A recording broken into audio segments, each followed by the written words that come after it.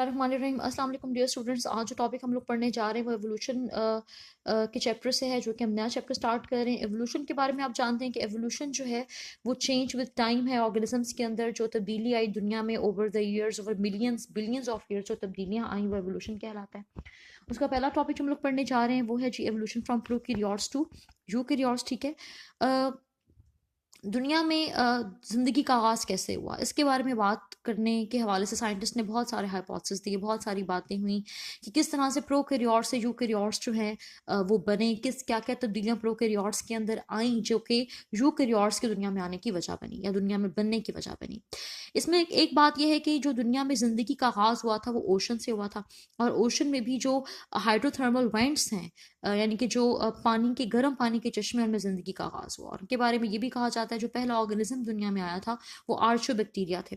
आर्चोबैक्टीरिया ancient bacteria कहलाते हैं, और ये वो बैक्टीरिया हैं जिनके अंदर ये एबिलिटी होती है कि 120 डिग्री सेंटीग्रेड टेम्परेचर पर भी ये जिंदा रहते हैं। और अगर आज भी आप इस बैक्टीरिया को देखें तो इस बैक्टीरिया के अंदर ओवर ऑल दीज ईयर्स बहुत ही कम तब्दीली वाक़या हुई है, तो जो कि इस हाइपोथेसिस को स्ट्रॉन्ग करती है कि पहला ऑर्गेनिज्म जो दुनिया में बना था, जो पहला प्रोकैरियोट था, वो गर्म पानी के चश्मों में रहने वाला प्रोकैरियोट आर्चोबैक्टीरिया था। न्यूट्रिएंट्स जो थे उस एनवायरनमेंट में वो लिमिटेड थे अर्ली लाइफ के लिए, यानी कि कम थे, तो फोटोसिंथेसिस का आगाज़ हुआ। फोटोसिंथेसिस का आगाज़ जो है उसके बारे में भी ये कहा जाता है कि उसमें जो पहला ऑर्गेनिज्म जो फोटोसिंथेटिक ऑर्गेनिज्म था जिसने फोटोसिंथेसिस के बारे में पढ़ना, फोटोसिंथेसिस करना शुरू किया, उसने हाइड्रोजन सल्फाइड को एज हाइड्रोजन सोर्स इस्तेमाल किया। और क्योंकि कार्बन डाइऑक्साइड की जगह उसने हाइड्रोजन सल्फाइड हाइड्रोजन सल्फाइड को सोर्स के तौर पर इस्तेमाल किया, हाइड्रोजन के तौर पर, और रिड्यूस करने के लिए कार्बन डाइऑक्साइड को शुगर में। बाद में जो है वाटर जो है जब दुनिया में आया तो उसने इसी सेम पर्पस, आपको पता है कि फिर वाटर को इस्तेमाल किया जाने लगा एज हाइड्रोजन सोर्स, और ऑक्सीजन चाहे लिबरेट होना शुरू हो गई थी इन्वायरमेंट के अंदर, ऑक्यूमुलेट। इसके बाद जब वाटर इस्तेमाल होना शुरू हुआ तो ऑक्सीजन जो है वो इन्वायरमेंट के अंदर इकट्ठी होना शुरू हो गई। अर्थ का एटमॉस्फेयर जो है वो आहिस्ता आहिस्ता तब्दील होना शुरू हो गया। क्या मतलब है कि जो अर्थ तो पहले बहुत गर्म थी, टेम्परेचर बहुत ज़्यादा था, आहिस्ता आहिस्ता ज़मीन का टेम्परेचर जो है वो कम होना शुरू हो गया। और ओजोन जो था, जो कि आपको पता है कि ऑक्सीजन का बना हुआ मॉलिक्यूल होता है O3, उसकी बनी हुई लेयर होती है, वो अपर एटमॉस्फेयर के अंदर जो है वो बनना शुरू हो गई, और उसने अल्ट्रा वायलेट रेडिएशन को फिल्टर करना शुरू कर दिया सन से। रिड्यूसिंग एटमॉस्फेयर जो था वो आहिस्ता आहिस्ता ऑक्सीडाइजिंग एटमॉस्फेयर में तब्दील होना शुरू हो गया, और कुछ ऑर्गेनिज्म जो थे उन्होंने ऑक्सीजन को इस्तेमाल करना शुरू कर दिया। 420 मिलियन ईयर्स पहले जो है इनफ प्रोटेक्टिव ओजोन जो है वो बन गई थी, वो बिल्ड हो गई थी, जिससे लाइफ जो है लैंड के ऊपर पॉसिबल जो थी वो लाइफ जो थे लैंड के ऊपर वो पॉसिबल हो गई। Ironically change from reducing atmosphere to oxidising atmosphere का मतलब ये भी था कि लाइफ जो थी वो मजीद एबायोटिकली अराइज नहीं हो सकती। फर्स्ट सेल जो कि मोस्ट लाइकली जो सिंपल प्रोकैरियोटिक फॉर्म थे वो बने, और प्रोकैरियोट्स के बारे में कहा जाता है कि पहला जो प्रोकैरियोट, जो पहली लाइफ दुनिया में आई थी वो 3.5 बिलियन ईयर्स अगो आई थी। यूकैरियोट्स के बारे में यही कहा जाता है, हमारा टॉपिक का भी नाम है कि जो यूकैरियोट थे उनका एवोल्यूशन हुआ था प्रोकैरियोट से, और यूकैरियोट प्रोकैरियोट की भी बात, यानी कि 1.5 बिलियन ईयर्स अगो दुनिया के अंदर जो थे वो आना शुरू हो गए थे। यूकैरियोटिक सेल जो थे वो लार्ज जो एनएरोबिक ऑर्गेनिज्म थे, एमेबॉयड प्रोकैरियोट थे, शायद उनसे इवॉल्व हुए थे। ये सब हाइपोथेसिस हैं, क्योंकि इनके बारे में कोई भी इनफ फिजिकल प्रूफ जो है वो नहीं है, तो सिर्फ हाइपोथेसिस के थ्रू इस किस्म की बातें की गई थी कि जो लार्ज एनएरोबिक प्रोकैरियोट थे, एमेबॉयड प्रोकैरियोट्स थे, उनसे यूकैरियोट का आगाज हुआ। जिन्होंने क्या किया, जिन्होंने इंजेस्ट किया स्मॉल एरोबिक बैक्टीरिया को, ठीक है, और स्टेबलाइज किया अपनी बॉडी के अंदर। यानी कि आपको पता है कि यूकैरियोट से उन प्रोकैरियोट्स ने, यानी कि हाइपोथेसिस है क्या कि उन्होंने छोटे छोटे बैक्टीरिया को इंजेस्ट कर लिया, जो कि, और वो बैक्टीरिया वो थे जो कि ऑर्गेनिज्म वो थे जिन्होंने इन्वायरमेंट के अंदर मौजूद ऑक्सीजन को इस्तेमाल करना शुरू कर दिया था, और वो एरोबिक थे। ठीक है, इसको एंडोसिम्बायोट हाइपोथेसिस भी कहा जाता है।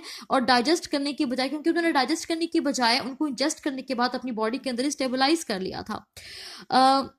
इसके बाद लेन मार्ग्यूलिस ने फर्स्ट प्रपोज किया था इसको, एंडोसिम्बायोट हाइपोथेसिस को।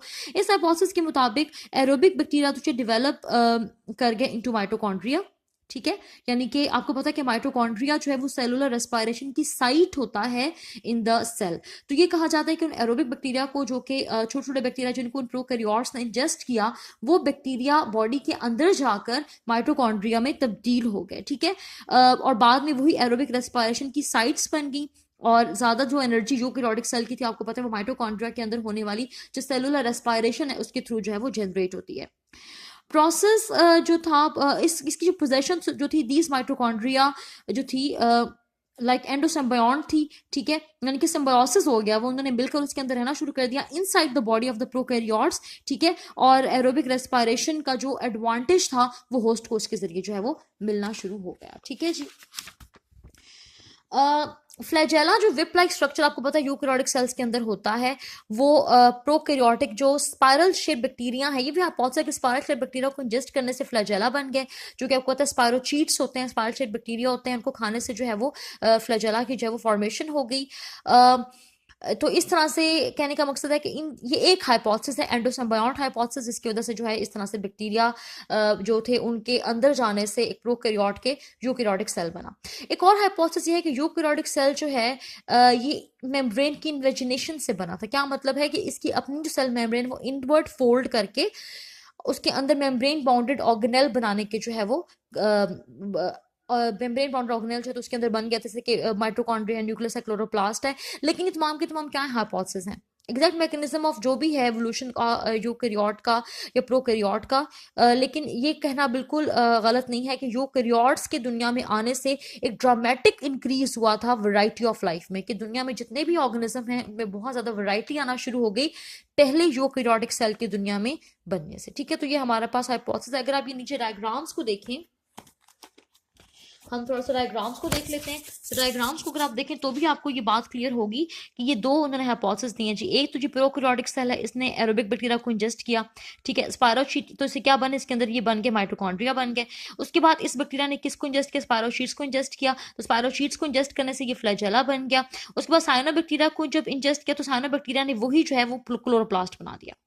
ठीक है, तो इस तरह से जो है ये साइनोबैक्टीरिया जो ब्लू ग्रीन एल्जे है, ऐसे ऑटोट्रॉफिक सेल बन गया, और इनसे जो है ये इस तरह से ये पहला प्रोकैरियोट बना। और सेकंड जो थेरी है, ये जो हाइपोथेसिस और जिसके बारे में ये कहा कि जो इन्वेजिनेशन थी सेल मेम्ब्रेन की ये अंदर की तरफ, इसकी इन्वेजिनेशन से जो है इस तरह से मेम्ब्रेन बाउंडेड ऑर्गेनेल जो है वो यूकैरियोटिक सेल के बन गए थे। तो इस तरह से एवोल्यूशन हुई थी प्रोकैरियोट से यूकैरियोट में। ठीक है जी, तो ये हमारा आज का टॉपिक है। नेक्स्ट इंशाल्लाह ताला हम लोग नेक्स्ट टॉपिक जो है उसको स्टडी करेंगे। तो आज के लिए हमारा इतना काफ़ी है, आप इसको स्टडी करें, पढ़ें और इसको याद करें। थैंक यू, अल्लाह हाफिज़।